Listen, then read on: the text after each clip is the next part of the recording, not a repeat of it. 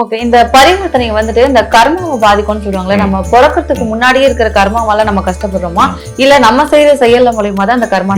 இது வந்து நமக்கு தெரியல. ஆனா நம்ம இந்த மரபுல நம்ம இருக்கிறதுனால இது என்ன சொல்லுது அப்படின்னா, இது இந்த வாழ்க்கை என்பது நம்ம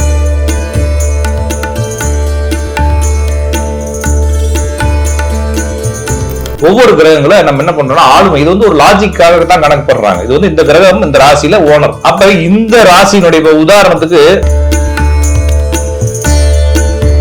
என்னோட அப்பா அம்மாவுடைய ஜீனுமே வந்து என்னுடைய முன்ஜென்மம் எடுத்துக்கலாம் இல்லையா? அப்ப அங்க நான் செஞ்ச தப்புகளோ ரைட்டுகளோ என்ன ஆயிருது?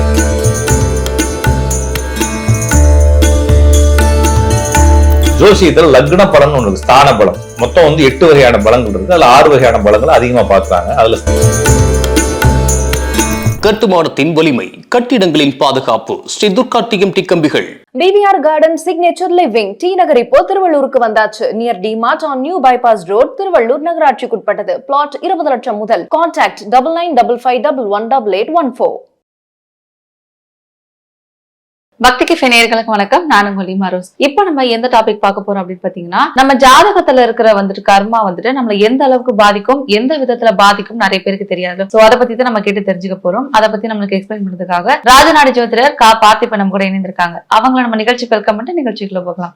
வணக்கம் சார். வணக்கம் சார். இப்ப இந்த கிரக பரிவர்த்தனை அப்படி இருந்தா அது மூலியமா நம்மளுக்கு என்ன மாதிரியான பலன்கள்லாம் கிடைக்கும் சார்? ஒரு கிரகம் ஏதோ ஒரு வகையில பலம் அடைஞ்சிச்சுன்னா அது இன்னும் நிறைய ரூல்ஸ் இருக்குது. பரிவர்த்தனை அதுல ஒரு ரூல்ஸ்னு வச்சுக்கோங்களேன். இது என்ன சொல்ல வரோம் அப்படின்னா, இப்ப ஒரு இந்த ரூம்ல வரேன், இந்த ரூம்ல வரும்போது எல்லாமே பெர்ஃபெக்டா இருக்கு அப்படின்னா அதை பத்தி கவலை இல்லை. ஏதோ ஒண்ணு இடம் மாறி இருக்கு அப்படின்னா ஏதோ ஒரு மிஸ்டேக் நடந்திருக்குன்னு அர்த்தம் இல்லைங்களா? அப்ப கிரகங்கள் எதுவுமே எந்த ஒரு மாற்றமும் இல்லாம ஐடியலா இருக்கு அப்படின்னா அந்த ஜாதகத்துக்கு எந்த பிரச்சனையும் இல்லை. ஏதோ ஒரு பஞ்சாயத்து ஆயிருக்கு, அதுல ஏதோ ஒரு சின்னதா டேமேஜ் ஆயிருக்குது, பேட்ச் ஒர்க் நடந்திருக்குன்ற மாதிரி அதை எடுத்துக்க வேண்டியது. அப்ப பரிவர்த்தனை என்பது ஏதோ ஒரு முக்கியத்துவத்தை நம்மளுக்கு உணர்த்துது. இது என்னன்னா, பரிவர்த்தனையான கிரகம்னா இப்ப நம்ம 2 பேரும் கேமரால செட் ஆகல, நீங்க 2 பேரும் மாறி உட்காந்துக்கணும்னு எப்படி? அது மாதிரி கிரகங்கள் மாறி உட்காந்துரும். இப்போ ஒவ்வொரு ராசிகளுக்கும் ஒவ்வொரு ஓனர்ஸ் இருக்கிறாங்க. மேச ராசினா செவ்வாய், ரிஷப ராசினா சுக்கிரன், மிதுன ராசினா புதன். 12 ராசிகளுக்கும் ஒவ்வொரு கிரகங்களை நம்ம என்ன பண்றோம்னா ஆளுமை, இது வந்து ஒரு லாஜிக்காக தான் கணக்கு பண்றாங்க. இது வந்து இந்த கிரகம் இந்த ராசியில ஓனர். அப்ப இந்த ராசியினுடைய உதாரணத்துக்கு மீன ராசியினுடைய அதிபதி குரு, சிம்ம ராசியினுடைய அதிபதி சூரியன்.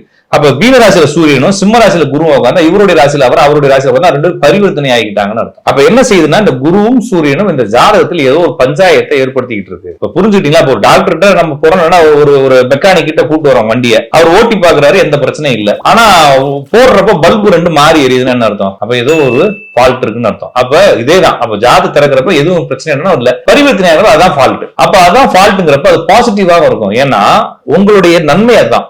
என்ன மாதிரி நன்மை அப்படின்னா, நம்ம இந்த வாழ்க்கையை வாழ்றதுக்கான ஜீவனம்னு சொல்றோம் இல்லைங்களா? நம்மளுடைய வருமானம், பொருளாதாரம், முன்னேற்றம் எல்லாமே அது வழியா தான் வரும். ஆனா அது குறிக்கக்கூடிய உறவுகள் எல்லாமே காலி ஆயிரும். இப்ப உதாரணத்துக்கு குரு சூரியன் பரிவர்த்தனை சொன்னேன். இப்ப சூரியன் குரு அப்படிங்கிறது வந்து அப்பாவை குறிக்கக்கூடிய கிரகம். அப்ப அப்பாவுடைய வாழ்க்கை டேமேஜ் ஆயிரும். ஆனா அப்பாவுக்கு எனக்கு உறவு கெட்டு போகும். குருங்கிறது குழந்தை அல்லது நான். அப்ப எனக்கான அந்த கௌரவம் கெட்டு போகும். நான் அடிக்கடி எங்கேயாச்சும் அவமானப்பட்டு இருப்பேன் அல்லது குழந்தை பிறகுல பிரச்சனை வந்துடும். அப்ப இந்த சூரியன் குரு தான் என்னுடைய வாழ்க்கையில மிகப்பெரிய தொந்தரவு. ஒருவேளை சூரியன் குரு பரிவர்த்தனை ஆனா நான் அரசு வேலைக்கு போயிடலாம் அல்லது எங்க அப்பாவோட வேலையை எடுத்து செய்யலாம். குருங்கிறது வந்து பேங்கிங் ஒர்க். அப்ப நான் பேங்க் ஒர்க்கு போலாம், இல்லைன்னா ஃபெசிலிட்டேட்டர் வழி நடத்தக்கூடிய நபராக போலாம். அப்ப இந்த சூரியனும் குருவும் பரிவர்த்தனையா எனக்கு என்ன சொல்லுதுன்னா, இந்த பொழைக்க போறது இதுல தான் பொழைக்க போறான், இவனுக்கு பிரச்சனை இதுல தான் வரப்போகுது, இவனுடைய சிக்கல் இதுதான்றது சொல்லுது.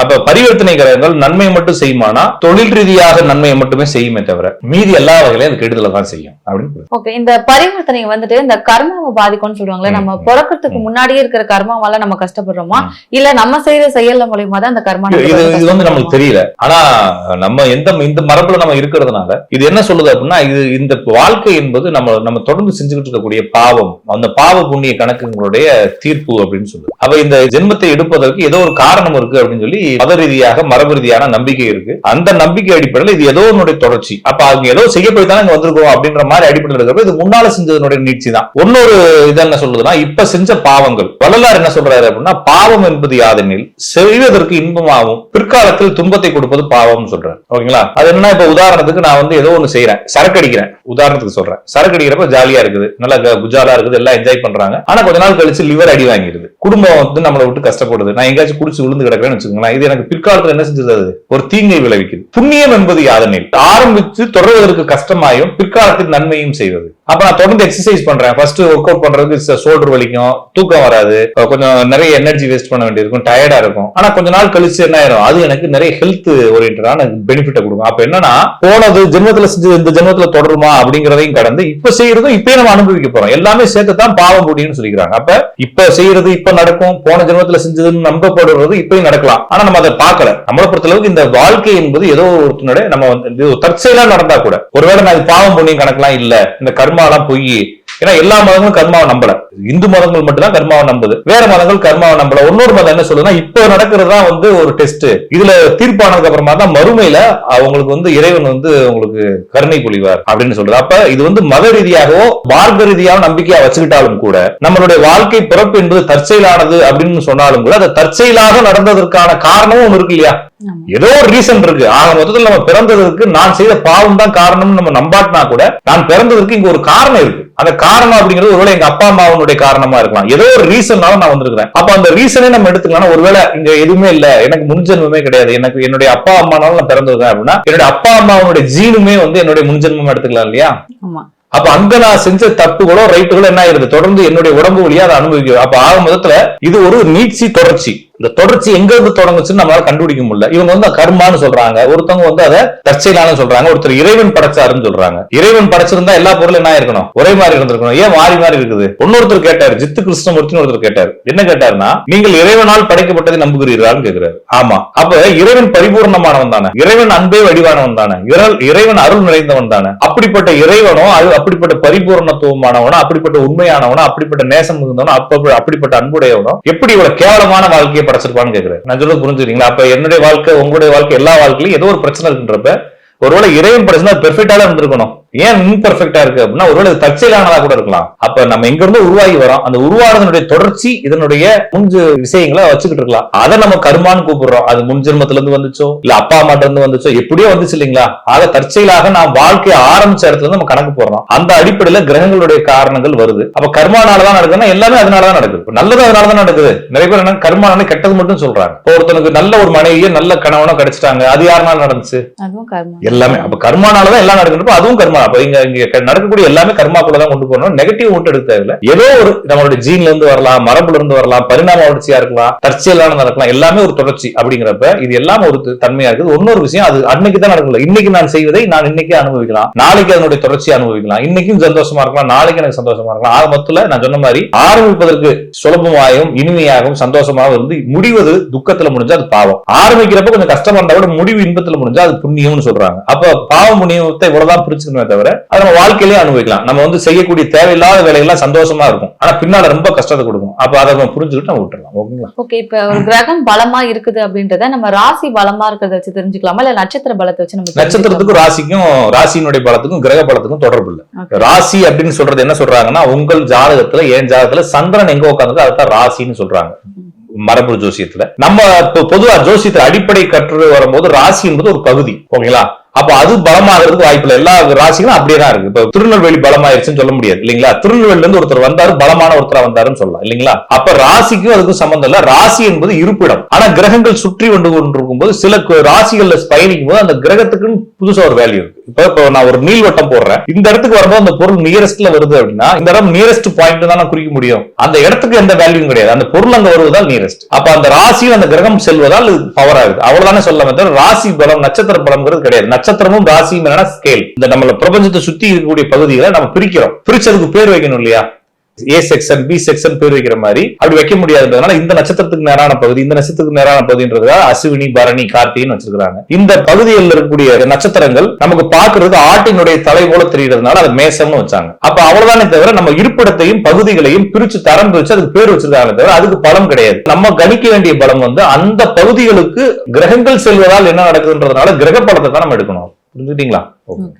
இந்த பரிவர்த்தனை வந்துட்டு வெளியில பார்க்கும்போது இது வந்துட்டு எல்லாருக்கும் அது சாபம் மாதிரி தெரியும், ஆனா உள்ளுக்குள்ள பார்த்தா உங்களுக்கு இது யோகம் இருக்கிற மாதிரி தான் தெரியுதுல? இல்ல, அது பேரே பரிவர்த்தனை யோகம் தான். புக்குகளை படிச்சீங்கன்னா பரிவர்த்தனை யோகம், யோகம்னா என்ன, இணைதல் அர்த்தம். பரிவர்த்தனையான கிரகங்கள் இணைந்தது கூட செயல்படும். அப்ப ஒரு ஸ்டேட்டஸை சொல்றதுதான் பரிவர்த்தனை. ஆனா நான் என்னுடைய ராஜநாடியில சொல்லும்போது அது வந்து சில சாபங்களையும் கொடுத்தது மாதிரி சில வேலைகளை செய்யுது. அப்ப சில தவறான விஷயங்களையும் செய்யுதுன்றது. அதனாலதான் அது எப்படி தவறு செய்யுதுன்னா வேலையில தவறு செய்யாது. ஆனா அந்த கிரக காரங்கள் இப்ப உதாரணத்துக்கு செவ்வாய் பரிவர்த்தனை ஆச்சுன்னா செவ்வாய் என்பது உடல் நலம் ஆரோக்கியம், அதுல கண்டிப்பா பிரச்சனை கொடுக்கும். அப்ப ஒரு கிரகம் பரிவர்த்தனை ஆச்சுன்னா அதனுடைய காரக வழியாக ஜாதகரை இன்பம் இல்லாமல் செய்யும். ஒரே ஒரு வழி வருமானத்தை மட்டும் சரி பண்ணி கொடுக்கும், மத்த எதையும் சரி செய்யும். சரிங்களா? இப்போ ஒருத்தவங்க ரொம்ப கஷ்டப்படுறாங்கன்னா அது வந்துட்டு இது கர்மானாலதான் நடக்குது அப்படின்னு சொல்றாங்களே சார், அந்த மாதிரி ரொம்ப கஷ்டப்படுறவங்க வந்துட்டு தாய் வழி, அதாவது அம்மா சைடுல இருக்கிற கர்மா பாதிக்குமா இல்ல அப்பா சைடுல இருக்கிற? அது அவங்களுடைய கதையை கேட்டுதான். இப்ப ஜாதகத்துக்கு வரும்போது நம்மளுக்கு அவங்களுக்கு 2 கல்யாணம்ன்றது புரியும், பாக்குறப்ப புரியும். அது என்ன செய்வோம் அப்படின்னா அவங்க நேரடியா 2 கல்யாணம் சொல்ல மாட்டோம். அப்ப என்ன செய்வோம்னா அவங்க அம்மா கூட அல்லது அப்பா கூட பிறந்தவங்க யாருக்கு 2 கல்யாணம்னு கேட்போம். அப்ப அவங்க சொல்லுவாங்க தாய் மாமனுக்கு 2 கல்யாணம் பண்றப்ப அப்பா வழி இல்ல அப்பா வழி இல்ல அப்படின்றப்ப நிறைய கேள்விகள் அம்மா சைடு இருந்து வர்றது மாதிரி தெரியும்.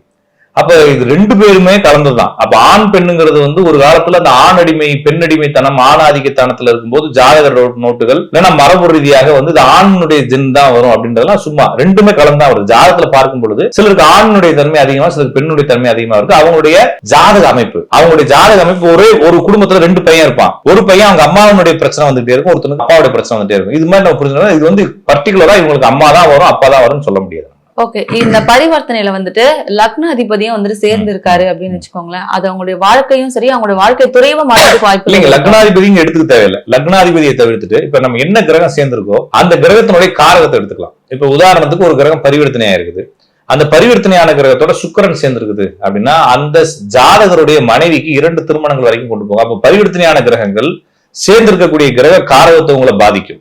அப்ப அந்த கிரக காரகத்துவங்கள் ஜாதகரை விட்டு இடையில பிரிஞ்சு போயிடலாம். அப்ப உதாரணத்துக்கு சூரியனுடன் சேர்ந்த கிரகம் ஒண்ணு பரிவர்த்தனையா இருக்குன்னா அவர் அரசு உத்தியோகத்துல இருக்கிறாருன்னா திடீர்னு அந்த அரசு உத்தியோகத்தை விட்டு வெளியே வந்துருவார். காரணம் அந்த சூரியனை திடீர்னு பாதிக்கும் அந்த பரிவர்த்தனை. அப்ப பரிவர்த்தனை கிரகங்கள் கூட சேர்ந்திருக்கக்கூடிய கிரகத்தினுடைய காரகத்தை ரொம்ப டேமேஜ் பண்ணும் அப்படின்றத தெரிஞ்சுக்கலாம். இப்ப பரிவர்த்தனை மூலமா வந்துட்டு ஒருத்தவங்களுடைய வாழ்க்கையை வந்துட்டு டிரான்ஸ்ஃபர்மேஷன் ஆகும்னு சொல்றாங்களா, அது நம்ம எந்த இடத்துல நம்ம கரெக்டா கணிக்க முடியும்? அது கணிக்க முடியாதுங்க. என்ன மாதிரினா சிக்கலான நேரங்கள்ல இப்ப உதாரணத்துக்கு ஒருத்தர் பரிவர்த்தனையா இருக்குது, அவர் ஒரு நோய்க்கு மருந்து எடுக்கிறாரு, திடீர்னு அவர் பாத்தீங்கன்னா அவரே அறியாம என்ன ஓவர் டோஸ் சாப்பிடுவார், அது இன்னொரு பிரச்சனையில கொண்டு போய் விட்டுரும். அப்ப பரிவர்த்தனையான கிரகங்கள் ஒண்ணுல ஆரம்பிச்சு ஒண்ணுல கொண்டு போய் விட்டுரும். அது மாதிரி பிரச்சனைகள் பெருசா கொடுக்குன்றதுனால அது எப்ப இவர் தவறான முடிவுகள் எடுக்கிறாருன்றது அது காலத்துக்கு தான் தெரியும். இவர் அடிக்கடி இது மாதிரி விஷயத்துல மாட்டிட்டே இருப்பார். அது பரிவர்த்தனை கிரகங்கள் ஒண்ணு மட்டும் இல்லாம இதெல்லாம் நிறைய பேர் வெளிநாட்டுக்கு போனவங்க திருப்பி அனுப்பிச்சு விடும், இந்த வேலைக்கு போனவங்க இங்க மாத்தி விடும், மாத்திக்கிட்டே இருக்கிறதா பரிவர்த்தனை. 2-11 பரிவர்த்தனை வந்துட்டு பண ஓட்டத்தை வந்துட்டு மாற்றும் அப்படின்னு சொல்றாங்களா, அது எப்படி சார் மாற்ற முடியும்? நீங்க சொல்றது 2ஆம் அதிபதியும் 11ஆம் அதிபதியும். அப்ப 2ஆம் இடம் என்பது சுகஸ்தானம், பணத்தை சொல்லக்கூடிய தனஸ்தானம் சொல்றாங்க. 11ங்கிறது லாபஸ்தானம். அப்ப 2ஆம் அதிபதியும் 11ஆம் அதிபதியும் தங்களுடைய ராசிகளை மாற்றிக்கொண்டால் அது பண ஓட்டத்தை இன்க்ரீஸ் பண்ணும். அது ஒரு ராஜயோகம் மாதிரி தனயோகம் மாதிரி நம்பப்படுது. நம்ம அதை நம்புறது இல்ல. நம்ம லக்னாதிபதி அந்த உள்ள போறாதனால அதிபதியில நம்புறது இல்ல. இருந்தாலும் அது லாஜிக். அப்ப என்ன புரிஞ்சுக்கலாம்னா 2-8 அதிபதி 2-11 அதிபதி 2ஆம் அதிபதி சுக்கிரன், 11ஆம் அதிபதி வந்து சனி. அப்ப காலபுருஷனுக்கு அப்ப ஒரு ஜாதகத்துல சனி சுக்கிரன் பரிவர்த்தனை இருந்தா கண்டிப்பா அவங்களுக்கு ஒரு நல்ல ஒரு அமைப்பு தரும். ஆனா அவங்க நான் சொல்ற மாதிரி பணத்தை இழந்துருவாங்க திடீர்னு, அல்லது பணத்தினால் இவங்களுடைய வேலை இழந்துருவாங்கன்னு பார்க்கலாம். அப்படிதான் பாருங்க. 2-11 நம்ம வந்து ஸ்தான பலங்கள் பாக்குறது கிடையாது. எனவே வந்து ஒருவேளை நீங்க அந்த லாஜிக் யூஸ் பண்றதா காலபுருஷத்துல இருந்து எடுத்துக்கலாம். 2ஆம் அதிபதி காலபுருஷனுக்கு ரிஷபராசி அதிபதி சுக்கிரன், 11 லாபஸ்தான அதிபதி வந்து உங்களுக்கு சனி. அப்ப சனி சுக்கிரன் பரிவர்த்தனை இருந்தா கண்டிப்பா இவங்களுக்கு ஏதாச்சும் ஒரு பண ஓட்டங்கள் இன்க்ரீஸ் ஆகும். ஆனா அதுக்கு முன்னால பெரிய அடி வாங்கிட்டு தான் சரி பண்ண முடியும். அதே மாதிரி இந்த பரிவர்த்தனை ஆறவங்க வந்துட்டு இப்ப பிசினஸ் பண்றாங்க, ஏதாவது தொழில் துறையில இருக்காங்க அப்படின்னா திடீர்னு அவங்களுக்கு வீழ்ச்சி அடையறதுக்கும் வாய்ப்புகள் இருக்கு. திடீர்னு பீக்ல வீழ்ச்சி அடைவதற்கு அதிக வாய்ப்புகள் இருக்கு. அது எப்படின்னா என்ன கிரகங்கள் பரிவர்த்தனையா இருக்கு அந்த வழியா தான். ஒருத்தனுக்கு செவ்வாய் பரிவர்த்தனையா இருக்கு அப்படின்னா அவர் கடன் வாங்கி வீழ்ச்சி அடைஞ்சிருவார். எனவே பரிவர்த்தனை கிரகங்களோட நீங்க பேசிக்கா மொத்தமா ஒரே வார்த்தை சொல்றதா பரிவர்த்தனை கிரகங்கள் நிலையற்றது. அது இப்படி காட்டும், இப்படி கொண்டு போய் இழுத்து விடும், அங்க பொண்ணு இந்த பக்கம் போலான்னு சொல்லுவோம். இந்த மாதிரி மாறிக்கிட்டே இருப்பாங்க. அது சில நேரங்களில் 2 தன்மையும் பவர், ஏன்னா 2 கிரகம் பவர் ஆகுது இல்லைங்களா. அப்ப 2 கிரகத்தினுடைய பவர் வழியா வளர்த்து விடுமே தவிர அது 2 வழியில நிம்மதியை எனக்கு வைக்கும் அப்படின்னு தான் புரிஞ்சுக்கலாம். இப்போ ஒருத்தவங்களுக்கு பண வரவு வருது அப்படின்னா வந்துட்டு எனக்கு அதிர்ஷ்டம் இருக்கு, இந்த பரிவர்த்தனை டைம்ல எனக்கு தானா வரும் அப்படின்னு சொல்லி நினைச்சிட்டு உட்காரலாமா? இல்லன்னா நம்மளோட முயற்சியால மட்டும் தான் நம்மளால உட்கார முடியாது. உங்களால முயற்சி இல்லாம இப்ப நீங்க இருக்கீங்க வீட்டுல உட்கார முடியாது, நமக்கு பணம் வரும்னு சொல்லிட்டு அது தன்னைத்தானே இப்ப பசிக்கிறது ஏன்னா மூச்சை பிடிச்சிட்டு உட்கார்ற மாதிரி தான் முடியாது. நம்மளே அறியாம என்ன செஞ்சிருவோம், நம்ம விதியை நம்பாம வேலைக்கு போயிருவோம். அப்ப விதி தன்னுடைய வேலையை செய்யும், உங்களை உட்கார விடாது, எவனாச்சும் ஒருத்தனா இழுத்து கொண்டு வந்து வேலை செய்ய விடுறதுனால நம்ம இங்க நம்மளா வலுக்கட்டாயமே எந்த வேலையும் செய்ய முடியாது. அப்படின்னு தான் பார்க்கணும். இப்ப இந்த 7ஆம் பாவம் வந்துட்டு பாதிச்சா வந்துட்டு திருமண வாழ்க்கையை பாதிக்கும், இல்ல திருமணம் நடக்கிறது தடையாகும் அப்படின்னு சொல்றாங்க. அது உண்மையா? அப்படி நடக்கும் அப்படின்னா காதல் திருமணம் இதுல சாத்தியமா நடக்கும்? அதாவதுங்க, ஜோசியத்துல லக்ன பலன் ஒண்ணு இருக்கு, ஸ்தான பலம். மொத்தம் வந்து 8 வகையான பலங்கள் இருக்கு. அதுல 6 வகையான பலங்கள் அதிகமா பாக்குறாங்க. அதுல ஸ்தான பலம் அப்படிங்கிறது இது என்ன ஸ்தானம். இப்ப வந்து உதாரணத்துக்கு இவருக்கு என்ன கெட்டு போயிருக்கு. இப்ப ஒரு சாதாரண வண்டியை கொடுக்குறோம். வண்டி கொடுத்தா அவர் செக் பண்ணிட்டு interior, exterior, engine compartment, tailgate, roof, ஹூடுன்னு பிரிக்கிறார் இல்லைங்களா. அது மாதிரி நம்ம என்ன செய்யறாங்கன்னா ஜாதகத்தை தனித்தனியா பிரிக்கிறாங்க. லக்னம் அப்படிங்கிறது ஜாதகரை பற்றியது. 2ஆம் இடம் என்பது அவருடைய குடும்பம், செல்வம், தனம் பற்றியது. 3ஆம் இடம் வந்து சகோதரம், வீரியம், இவருடைய புத்திசாலித்தனத்தை பற்றியது. 4ஆம் இடம் என்பது இவருடைய அனுபவஸ்தானம், சுகஸ்தானம், இவருடைய அனுபவங்கள், இவருடைய அன்பு, இது மாதிரி விஷயங்களை குறிக்கிறது. 5ங்கிறது இது மாதிரி 12 பாவங்களும் என்னுடைய வாழ்க்கையை விட 12 விஷயங்களை குறிக்கிறது. அதுல 7ஆம் இடம் என்பது என்னுடைய பார்ட்னரை குறிக்கிறது. பார்ட்னர்னா தொழில் பார்ட்னர், லைஃப் பார்ட்னர் எல்லாத்தையும் குறிக்கிறது. அதனாலதான் 7ஆம் அதிபதியை ஜோசிக்காரங்க பாக்குறாங்க. இப்ப நான் வந்து ஸ்தான பலம் பார்க்காதனால ராஜநாடியில அது பாக்குறதே இல்லை. பொதுவாக டைரக்டா நாங்க என்ன செஞ்சிடறோம், சுக்கிரனே பார்த்துறோம். அப்ப சுக்கிரன்றது 7ஆம் அதிபதியினுடைய களத்திர காரகன் தான். களத்திர அதிபதி இது களத்திர காரகன். அப்ப களத்திர காரகன்றப்ப அவர் தான் ஆளு. அப்ப நம்ம அவரையும் டைரக்டா என்ன செஞ்சிடலாம், பார்த்துலான்றப்ப நம்ம ராஜநாடி விதியில சுக்கிரன் எப்படி இருக்காரு அப்படின்றத பார்க்கலாம். அவங்க இப்ப பாரம்பரிய ஜோசிக்காரங்க 7ஆம் அதிபதி எப்படி இருக்காரு, 7ஆம் அதிபதி யாருக்கு சாரம் கொடுத்திருக்காரு, 7ஆம் அதிபதி யார் சாரத்தில் நிக்கிறாரு, 7ஆம் இடத்துல யார் இருக்காங்க, 7ஆம் அதிபதி யார் பாக்குறாங்க, 7ஆம் அதிபதியோட யார் கூடி இருக்காங்கன்னு சொல்லிட்டு அவரை பலம் நிர்ணயம் பண்றாங்க. நான் டைரக்டா சுக்கிரன் எப்படி இருக்காருன்றத பாத்துறேன். அவ்வளவுதானே தவிர ஆரம்பத்துல கல்யாணத்தை புரிந்து கொள்வதற்கு சுக்கிரனையோ அல்லது 7ஆம் அதிபதியோ பாக்குற ஜோசியத்துல மாறி மாறி ஒவ்வொருத்தவங்களுக்கும் ஒரு கான்செப்ட்ன்றத புரிஞ்சுக்கலாம். ஓகே, அதே மாதிரி திருமண வாழ்க்கைக்கு அப்புறமா அவங்களுக்கு அதிர்ஷ்டம் கிடைக்கும்னு சொல்றாங்களா சார், அது உண்மையிலேயே அவங்களுக்கு கிடைக்கும்? அப்படி கிடைக்கிறது இல்லைங்க. நம்ம என்னன்னா இவருக்கு வந்து குறிப்பிட்ட காலம், உதாரணத்துக்கு ஒருத்தர் சனி வந்து வக்ரமா இருக்கு, அவருக்கு ஒரு 35 வயசுக்கு மேலதான் குரோத். அப்படிங்கிறப்ப 32 வயசுல ஜாதகம் பார்க்க வந்திருப்பாரு, சரிங்களா, 33 வயசு ஜாதகம் வந்திருப்பாரு. அப்ப அவருக்கு என்ன சொல்லணும், சந்தோஷத்துக்காக உங்களுக்கு கல்யாணத்துக்கு அப்புறம் பெரிய வளர்ச்சி இருக்கு சார் சொல்லி அனுப்புறதுதான். அவ்வளவுதானே தவிர இவர் விதிதான் நடக்கும். அப்போ ஒவ்வொருத்தவங்களுக்கும் தனித்தனி விதி இருக்குங்க. அவங்கவுங்க விதி அவங்கவுங்க அனுபவிக்கிறாங்க. அப்ப ஒருவேளை கல்யாணத்துக்கு பிறகு கிடைக்கும்னா இவருடைய ஜாதத்துல இருந்தா தானே கிடைக்கும். அப்ப எல்லா ஜாதத்திலும் இருக்கதான் நடக்கும். நம்ம சும்மா அவங்களை சந்தோஷப்படுத்துறதுக்காக இந்த பிள்ளை கல்யாணம் பண்ணதுக்கு அப்புறம் சூப்பரா வந்துருவீங்கன்னு சொல்லி அனுப்பலாமே தவிர, ஆனா அது உண்மையில எல்லாரோட ஜாதத்துல அது இருக்கணும். இந்த பரிவர்த்தனை பலன் வந்துட்டு எந்த திசையில நம்மளுக்கு முழுமையா கிடைக்கும்னு சொல்லலாம் சார்? அது தசா புத்திகளுக்கு இதுக்கு காரணம் சம்பந்தம் இல்ல. இருந்தாலும் நீங்க கேட்கறதுனால ஜாதகர்கள் ஜோசிக்காரங்க பாக்குறவங்க என்ன செய்யறாங்கன்னா அந்த 2 என்ன கிரகம் பரிவர்த்தனை, அந்த 2 கிரகங்களுடைய தசா புத்திகள்ல அதனுடைய வீரியங்கள் அதிகமா இருக்கும். பொதுவாக என்ன கிரகங்கள் தசா புத்தியில போய் பார்த்தா அந்த கிரகத்தினுடைய காரக பாதிப்புகள் இருக்கும். இப்ப பரிவர்த்தனையான கிரகங்களை பாக்குறப்ப அந்த பரிவர்த்தனையான கிரக திசைகள்ல மிகுந்த அடிகளை கண்டிப்பா அவங்களுக்கு கொடுக்குன்றதுனால பண வகையிலேயே பொருளாதார ஏற்றத்தை கொடுக்குமே தவிர மற்றபடி குடும்ப வாழ்க்கை, உறவு, உடை, உறுப்பிடம், அப்புறம் உறுப்புகள், நோய்கள், இது மாதிரி விஷயங்கள் பெரிய அளவுல பாதிப்பு அது கொடுக்கும். அதனால அந்த மாதிரி வீரியமான மருந்துகள் எடுக்கிறது, டாக்டரோட அட்வைஸ் இல்லாம நம்மளா எடுக்கிறது, இந்த மாதிரி விஷயங்கள்லாம் செய்யக்கூடாது. அதே மாதிரி ரொம்ப ரிஸ்க் எடுத்து சில விஷயங்கள் அந்த இடத்துல செய்யக்கூடாது. அவசரப்பட்டு டாக்டர் வந்து 6 வருஷம் கழிச்சு இன்னொரு 6-7 மாசம் பார்ப்போங்க, கல்யாணம் இது உங்களுக்கு ஆபரேஷன் பண்ணலாம் சொல்லுவாங்க. இல்லைங்க எனக்கு இப்ப லீவ்ல இருக்கிறேன் பண்ணிக்கிறேன்ற மாதிரி விஷயத்தெல்லாம் நீங்க ஓவர்டேக் பண்ணி மருத்துவத்துக்கு போகக்கூடாது. இதை மட்டும் பார்த்துட்டா போதும். நீங்க ஓவர்டேக் பண்ணி ஓடக்கூடாது. ரொம்ப சீரியஸாக ஒரு விஷயத்தை ஹேண்டில் பண்ணக்கூடாது. பரிவர்த்தனையானவங்க இதை மட்டும் பண்ணாலே போதுமே தவிர வேற ஒன்றும் கவலை இல்லை. கிரகங்கள்ல யார் ஃபர்ஸ்ட் முதல்ல பலன் தருவாங்க அப்படின்னு சொல்ல முடியும்? அப்படி எதுவுமே சொல்ல முடியாதுங்க. எல்லா பலன்களும் நடக்கும். ஏன்னா உதாரணத்துக்கு நம்ம உடம்புல எது ஃபர்ஸ்ட் ஒர்க் ஆக ஆரம்பிக்கும், நம்ம உடம்புல எது நல்ல பார்ட் உடம்புலன்னு கேட்க முடியாது. அது வேலை பார்க்கணுமா, எல்லா கிரகங்களும் அதோட வேலை பார்க்குது. ஆனா பாரம்பரிய ஜோசியம் என்ன சொல்லுதுன்னா, நைசர்கிக படத்துல இருக்கிறதுலே வந்து சனி வந்து பலம் இழந்தவன், அதுக்கப்புறம் செவ்வாய், அதுக்கப்புறம் சூரியன், அதுக்கப்புறம் சுக்கிரன், சந்திரன் சொல்லி கடைசியில பவர்ஃபுல்லான கிரக கேது சொல்றாங்க. இது வந்து கிரக யுத்தத்துல பார்க்கப்படுதுன்னு சொல்றாங்க. நம்ம அதை பத்தி நம்புறது இல்ல. நம்மளை பொறுத்தளவுக்கு வயசுக்கு தகுந்த மாதிரி தான். இப்ப சுக்கிரன் பலமா இருக்குது, சுக்கிரன் ஏதாவது டேமேஜ் ஆயிருக்குன்னா அவருக்கு வந்து 3 வயசுல அவருக்கு பிரச்சனை இல்லை. அவருக்கு ஒரு 30 வயசுல தான் பிரச்சனை, கல்யாண வாழ்க்கை வரும்போது தான் பிரச்சனை. அப்ப வயசுக்கு தகுந்த மாதிரி தான் நம்ம கிரகங்களை கையாளணுமே தவிர எப்பயுமே வந்து ஒரு கிரகம் இப்ப 5 வயசுக்காரனுக்கு சுக்கிரன் என்ன பண்ணிடும், ஒண்ணும் பண்ணாதுன்ற மாதிரி வயசுக்கு தகுந்த மாதிரி இந்த விஷயங்களை நம்ம ஹேண்டில் பண்ணிக்கலாம். இதுல முக்கியத்துவமான கிரகங்கள்ன்றது எதுவும் அப்படி இல்லை, எல்லாமே செய்யும். ஓகே, இப்ப ஆரம்ப வாழ்க்கை வந்துட்டு ரொம்பவே கஷ்டப்பட்டுட்டு இருக்காங்க அப்படின்னு சொல்லும் போது நிறைய பேர் சொல்லுவாங்க ஒரு 36 வயசுக்கு அப்புறம் 42 வயசுக்கு அப்புறம் உங்களுக்கு யோகா கிடைக்கும் அப்படின்னு சொல்றாங்க. உண்மையிலே அப்படி கிடைக்குமா சார்? அப்படி அதாவதுங்க அதை வந்து என்ன சொல்றாங்கன்னா காலசர்ப்ப யோகம், காலசர்ப்ப தோஷம்ன்ற வார்த்தையில கொண்டு வராங்க. நம்ம அதை நம்புறது இல்ல. பொதுவாக ஒரு ஜாதத்துல சனி வக்ரமாக இருந்தா அவங்களுக்கு ஒரு 36-37 வயசுக்கு அப்புறமா லைஃப் நல்லா இருக்குன்றத பாக்குறோம். ஆனா வந்து இது உடனே அப்படியே சொல்லக்கூடாது. சனி வக்ரமான கஷ்டப்படுறவங்க இருக்கலாம், வேற வேற அமைப்புகள் இருந்து அவங்க சனி வக்ரமானவங்களுக்கு ஒரு 36 வயசுக்கு மேல ஓரளவுக்கு நல்லா இருக்குன்றத பாக்குறோம். இவ்வளவு நிகழ்ச்சியில பங்கேற்று பரிவர்த்தனை என்ன, பரிவர்த்தனை மூலமா என்ன மாதிரியான பலன்கள்லாம் கிடைக்கும் சொல்லிட்டு நிறைய விஷயம் கிட்ட ஷேர் பண்ணிக்கிட்டீங்க. நிகழ்ச்சிக்கு வந்ததுக்கு ரொம்ப நன்றி சார். நன்றி. வணக்கம் சார். சொன்ன இன்ஃபர்மேஷன் உங்களுக்கு ரொம்ப யூஸ்ஃபுல்லா இருந்திருக்கும்னு நினைக்கிறேன். நெக்ஸ்ட் ஒரு இன்ட்ரெஸ்டான வீடியோல சந்திப்போம். நன்றி. இந்த வீடியோ உங்களுக்கு பிடிச்சிருந்தா லைக் பண்ணுங்க, ஷேர் பண்ணுங்க, கமெண்ட் பண்ணுங்க. மறக்காம பெல் பட்டனை கிளிக் பண்ணிட்டு பக்தி கஃபே தமிழ் சேனலை சப்ஸ்கிரைப் பண்ணிடுங்க.